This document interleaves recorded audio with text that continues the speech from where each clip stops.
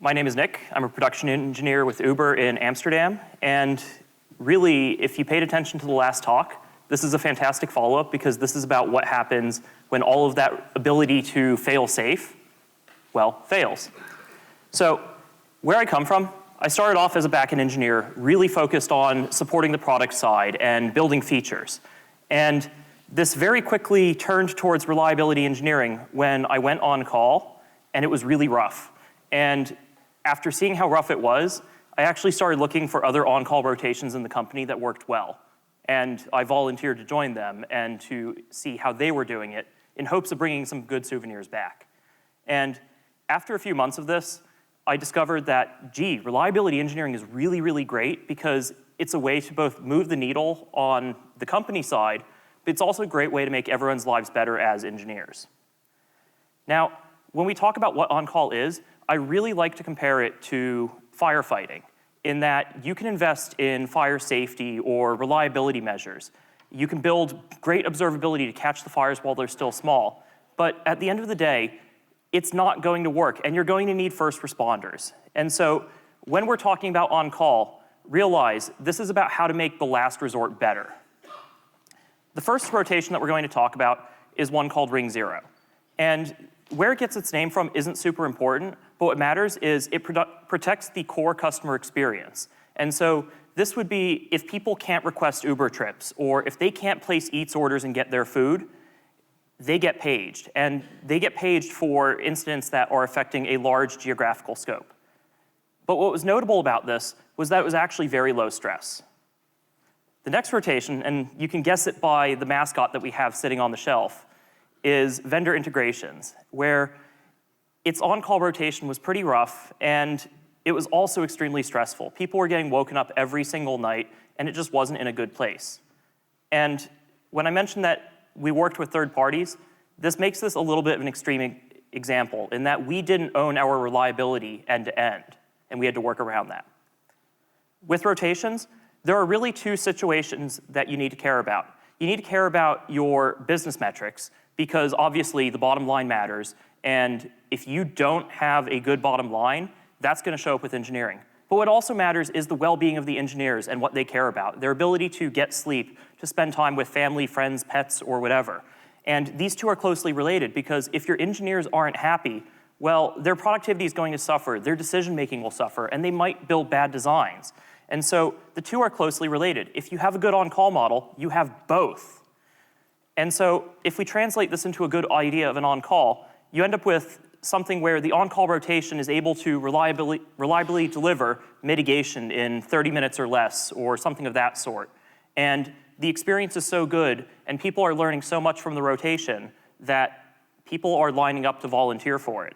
And that's really where Ring 0 succeeded, in that it's effective, it mitigates in some very short period of time, even for the worst incidents, and it's very humane. People don't consider it stressful, and people do actively sign up. There's a wait list to go through the training and join.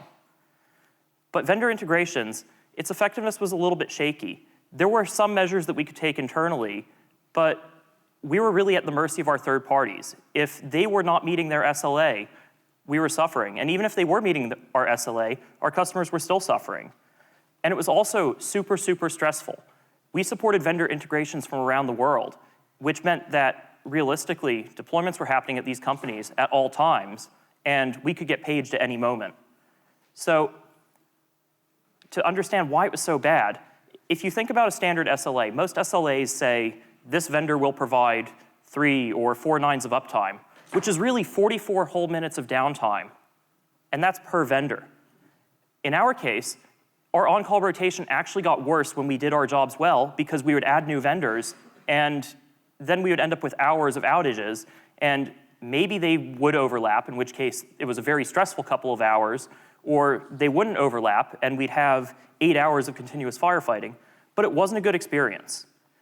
So we started to look elsewhere for inspiration, because it's kind of a little tough to interrogate another team within the company about why is your on-call so great, because many of their best practices might be a little bit subconscious. So we looked through a bunch of O'Reilly textbooks, we picked out what we liked, and we even compared it against Ring 0. And first thing we started doing was we started to triage a lot more aggressively. We originally were focused on, okay, so this operation with this vendor failed, well, that's bad.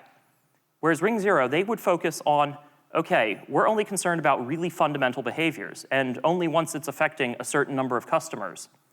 And when we started to adopt that model in triage, suddenly we discovered, well, we have 20, 30% fewer urgent incidents. And then we started to refine our alerting.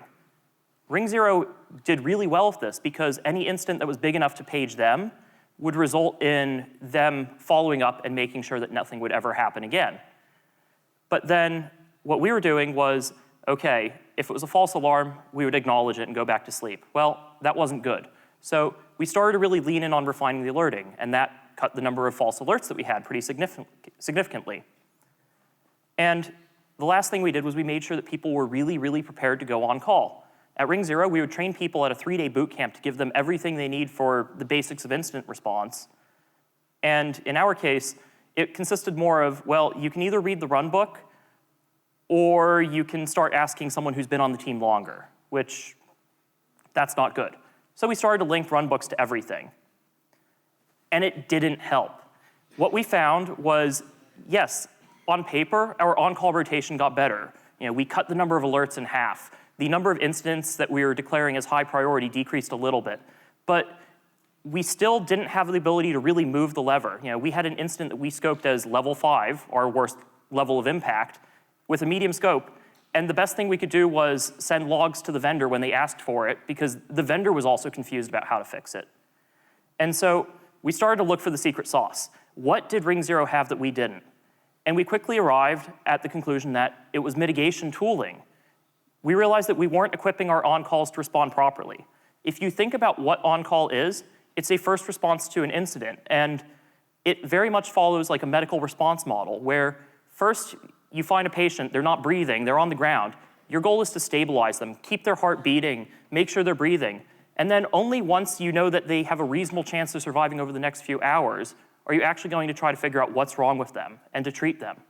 And where we had problems was that we didn't have that stabilization step. We were fully dependent on the diagnostic and the treatment. And diagnostics, murder mysteries are very non-deterministic. You don't know when someone will find out what's wrong. And treatment can be very slow. It's measured in tens of minutes to even hours. And that's similarly not good. Building the mitigation tools, though, it's kind of expensive. And so before we go further, we want to make sure that you have some way of supporting the time investment to build this tooling. And the way that we did this was we started to quantify and measure our on-call. The first presentation touched on this, that reliability engineering, it's a balance of cost and benefit. And it's the same thing here. We want to come up with a rough model of our cost per minute of outage. And it doesn't need to be super accurate, but if you can save time in a future incident, that's a number that you can use to say, look, the time that it cost me to build this was worth it. And similarly, we have two other things to keep track of, which is the number of incidents that occur per week and the number of nights people are broken up, which can simply give management a great view of how stressful and how difficult is this on-call rotation. What is this doing to my product roadmap? When we build the tooling, the fundamental philosophy that we want to stick to is that a messy mitigation is better than no mitigation. And to illustrate this point, if we look at these two images, if you see the image on the left saying, expect delays, you're going to groan and you're going to be like, oh man, I'm stuck in a traffic jam. But when you're through it in 30 minutes, you'll get over it pretty quickly. But if your customers are looking at the departures board and they're seeing that everything is completely canceled, well, now their entire day is ruined and it's going to be a pretty memorable experience. And so when we're working on things, we really find ways of making the outages irrelevant to the users. And what this means is if we are going to degrade the customer experience, that's preferable to them just not having it. If we want to put this into practice, imagine that your data center has ceased to exist. A meteor struck it and it's a smoking crater. Now, right away, you're going to get paged. Everyone's going to get alerts and it's going to be a level 5 high incident, and you might even have clear signal that this data center is gone. And so you're going to go and you're going to say, we need to get out of here. And so you look at the alert and you look at that run book that we added, And you see it's 15 easy steps, starting with wake up, scream and run in circles, and then at the end, you're gonna realize that this took too long, and you're either now like 50 minutes into the incident, or realistically, it's 3 a.m., and you probably mistyped something and made the situation worse. So what we need to do is we need to get away from just simple run books. We need to start scripting our actions in order to make the tooling an extension of human decision making. Because while we might not trust a fully automated system, we trust our judgment, we trust our on-call engineers' judgments, and we trust that they will be able to set things in motion appropriately.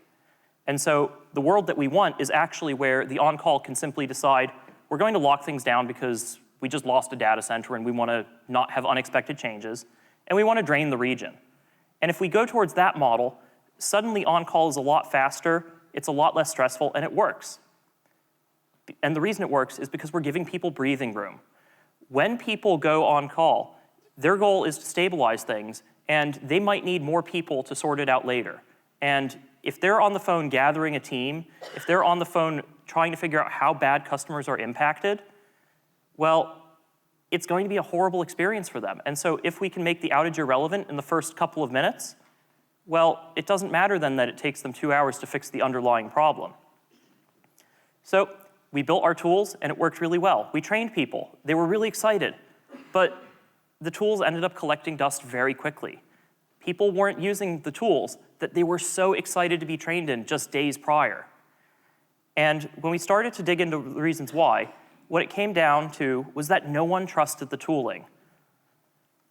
And the reason was that they didn't feel safe with the tooling. When we trained them, we gave them a simple decision-making framework, and it consisted of 3 questions. Can this tool mitigate the outage? Are a lot of users affected by the incident? And what are the side effects of the mitigation? And it turns out that this gave people a lot of room to start second-guessing things, in that people would start to ask, are these side effects worse than the actual incident? Are lots of the users affected? Can we mitigate it? Well, it turns out actually, if we start to make some of the decisions for them, if we say, as the team that built this tooling, we've made the decision that for this type of alert, if the criteria are met, you should just do it. And we cleared it with product. We made sure that everyone was on the same page. And suddenly, the existing engineers felt a lot better using it. But then we noticed a few months later that some new people joined the team, and they weren't responding to the incidents. And so we had to dig deeper. And we had to make the tooling feel safe. Because when people were starting out, they were told, here's this tool, don't use it unless it's necessary. It'll fix things, but it might be a bit messy. And they didn't feel comfortable taking on that risk. And so what we did was we started to add some psychological safety measures to the tool. The first thing we did was we started to make things more deliberate. And what this meant was, instead of just having someone type a command and hope that they typed it correctly, and if one argument would destroy everything, what we did was we started to add sobriety checks, where when you would start the mitigation, it would say, here's what's forecasted to happen. Type this random 4-digit number back to us to confirm that you wish to proceed. And the first thing it did was it made sure people weren't paying attention, and it would kind of force them to look upwards and see, is this going to do what I planned on it doing? And also, are we sure we're ready to proceed? Instead of just being like yes or no. People click through that all the time. By doing this, people were suddenly able to trust that it wouldn't just spiral out of control or that they wouldn't fat finger it. And they got a lot more comfortable with the tooling. The second thing we did was we started to log all mitigation actions. And there are so many reasons why you should be doing this, ranging from compliance to just simply being able to generate a postmortem really easily after the fact. Do it, please. It's a great idea. But it actually was really valuable more because it was a way out of the forest, in that during an incident, things can get pretty chaotic and people might not be able to recall exactly what had happened in what order. But by logging things, you're able to suddenly build tooling to, again, get people out of the forest. And so with good audit logs, suddenly you're able to say, well, we're going to undo this particular mitigation action. Suppose that made things worse. Or at the end of the incident, you can just say, well, I want to undo all mitigations I put in place over the last 4 hours. And when we adopt those little tricks, suddenly new team members felt a lot more comfortable onboarding to the tooling and running with it. But like all successful things, the devil's in the details. And eventually we started to get questions of, well, these messy mitigations. They're causing a level 4 incident to fix a level 5. Well, can we fix that? And the answer is yes. If you find that your tooling is being used on a regular basis and you really start to understand where these side effects come from, that's the part where you can start to make that proportional investment that was talked about earlier, in that maybe now it is worth the cost of redundancy or it is worth the cost of development to start to fix those side effects. And so at that point, now it wasn't just engineers that were on board, but it was also product. And they said, well, we trust this thing to be used on a regular basis without question. And if we go back to that flow chart earlier for the decision making, suddenly if there's no side effects, you can really move this up your timeline. And so then it becomes a question of, well, is the impact bad enough to use it? Sure. Or even better, systems say there's impact, just do it. When we adopted more aggressive tooling, and when we started to get people really comfortable and feeling safe with it, we were able to move towards a world in which things would break, alerts would fire, but people would be able to just make a decision to act upon it, to go for it, and to monitor for the recovery or wait until the vendor says it's okay, and at the end you just mop up.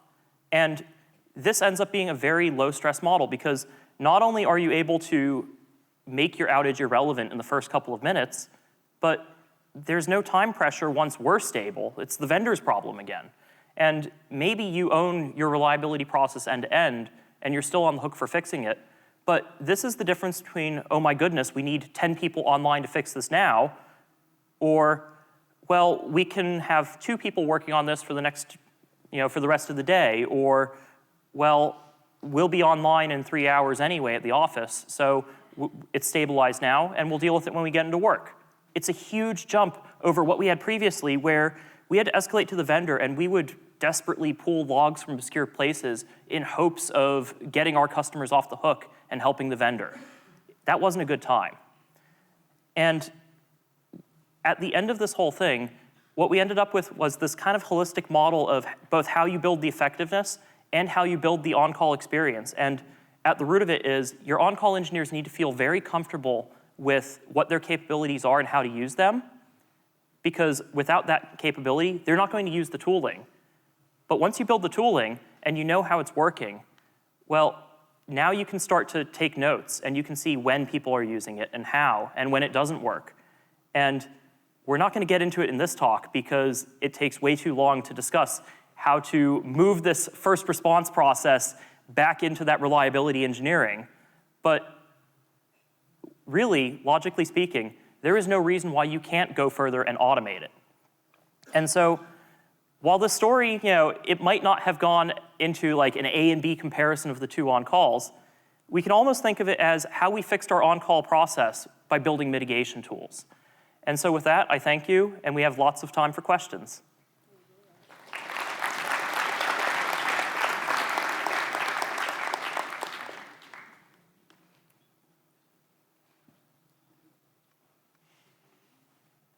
So to kick things off, before anyone asks, one of the very easy questions to ask is, so why didn't we just do follow the sun? Who wants to ask that? You. Why didn't you do follow the sun? Great question. And so the answer is really 3 things. The first part is that once your on-call rotation is in a really horrific state, it becomes very difficult to get the sort of organizational buy-in for someone to also take that on for 12 hours of the day. The second reason as well is there's some degree of context sharing, and so if you can't find a counterpart team that does something really similar, either just because of the way your company is laid out, or because you're a small company just starting off, that's not on the table. And lastly, even if you have a counterpart team, sometimes the night shift and the day shift are so radically different in the problems that they deal with that you end up with 2 separate on-call rotations. It can get a little hairy. So that's why we didn't do it. Yes? I can also just echo the questions back if that's easier. Yeah, that'd be great. I'm just going to take one of the mics. Okay. I'm just going to take one of the mics to make it easier for questions. So we have it for the recording. Mm-hmm. And there's also another one in the middle of the room, if that helps. So you talked about how with these mitigation tools, you wanted it to be very straightforward. Should we apply this tool in this situation or not? And then just go ahead and do it. Right.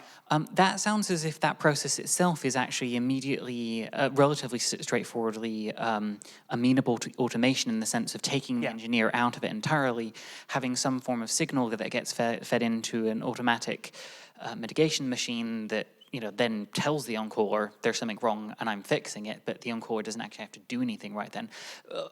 Presumably, if that were possible, you would have done it. So what was the thing that was between those two systems? Yeah, so the reasons why we didn't just go straight to that differ a little bit between the two rotations. In the case of Ring 0, it's because the magnitude of the mitigations is something that we weren't comfortable putting behind a fully automated system, because that's how you get the feedback loops that lead to strange things where the components work and the people make the right decisions, or the system makes the right decisions, but it runs away and does something unexpected. And so it was really a matter of, we wanted a human in the process because it was just a moment of, it builds the situational awareness, and we wanted to make sure that the side effects were not too severe. In the case of vendor integrations, it was actually more that the monitoring and observability there is a very difficult problem space, in that you have situations where the vendor goes down, you get timeouts or 500 responses, and that's really nice because you know that they're down. But in other cases, it would be more like they would suddenly start to send success responses, but everything was actually failing silently and they weren't telling us. And in those scenarios, we can't necessarily use an automated system because either the signals that we're getting are not trustworthy, or because the signals are ambiguous enough that we have to dig in and have some human judgment injected into the process. Over there. Wait, hand up, because I can't. Oh, okay, yeah, we'll do mic passing. Yeah, we're doing mic passing because we want this for the recording. So hands up if you want the mic. Where are you? Great. I don't know how to get to you, to be honest. Okay, yeah.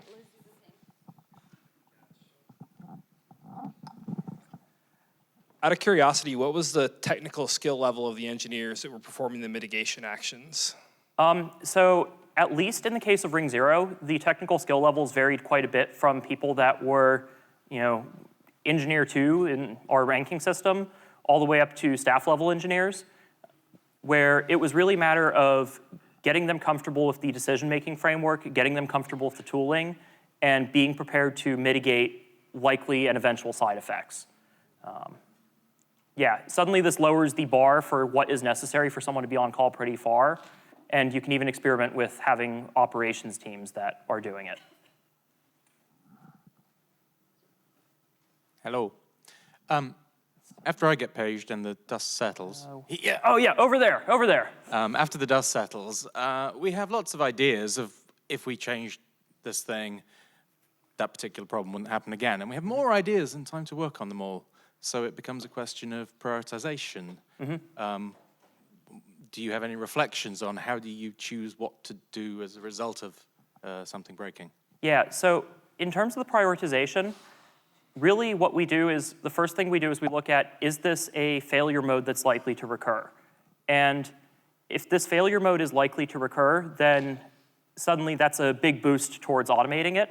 And the second thing we look at is really, how much did the last incident cost us and how much time can we realistically save? And especially at larger scales, suddenly if you can shave 15 minutes off your outage, the tool has paid for itself in one incident, and that's a big win. And in other cases, if we can build like a generic mitigation action that just makes a whole class of incidents irrelevant, well, that's really going to get some heavy use. So we have time for one last question. So we'll do hello? two because at the same time. Okay. Yep. Actually, you mentioned your tools getting dusty, and how did you mitigate that? Did you have some kind of drills? How do you test, develop, and how do you fix bugs in them? Yeah, that's an excellent question.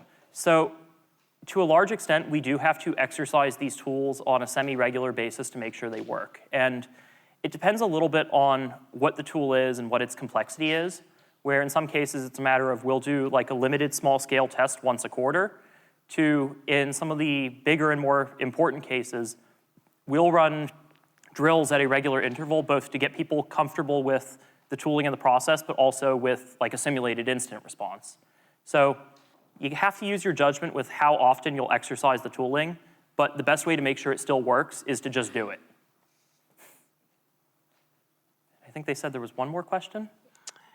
Yeah, this is sounding a lot more like when I was a first responder at a very, very, very, very, very small town fire department volunteer, and a lot less like the IT world that I knew for years and grew to really despise, because everyone was on call all of the time. Yeah. And if you happen to be out on a boat or a canoe with your son, enjoying a Friday evening, you know, you could probably get called on the carpet Monday morning if there was if there was an incident. I'm curious, will this particular metaphor or way of mitigation, will that work in a leaderless, a managerless framework? Because I'm with a managerless firm now, and we're wondering exactly how to handle it. Does everyone have to have a more or less equal level of knowledge? Is everything in the standards and procedures books? And is there a framework or document template base that you could recommend? Because we don't have one yet. We're just basically heroes of the moment, and that could change in the future. Yeah, so there's a couple things to unpack there. The first question of how do we make this work in a leaderless model or where we have to assume equal levels of knowledge. One of the things that we did was we did set up a secondary rotation should all these frontline mitigations fail. And that does require a bit more expertise and a bit more familiarity, but they get paged maybe in, at most, 10% of incidents. And so right away, you've already reduced the amount of times that people get interrupted during dinner or on a boat. And we really are moving towards a world in which all of this is automated as our pattern recognition gets better. But because a lot of this, it's simply follow the script, get the appropriate tooling, the actual interruption when you're on the boat changes from, hold on, we have to pull over and I need to address this call for the next 45 minutes, to, okay, I'm going to hop on the chat room, state the problem, state what we're doing, run the tool, see that it's stabilized, and then you might have to pull your attention away from the boat for a little bit, but you can still kind of just have two threads going and enjoy life while still managing the instant appropriately. And does that sort of answer your question? It does, thank you. Yeah.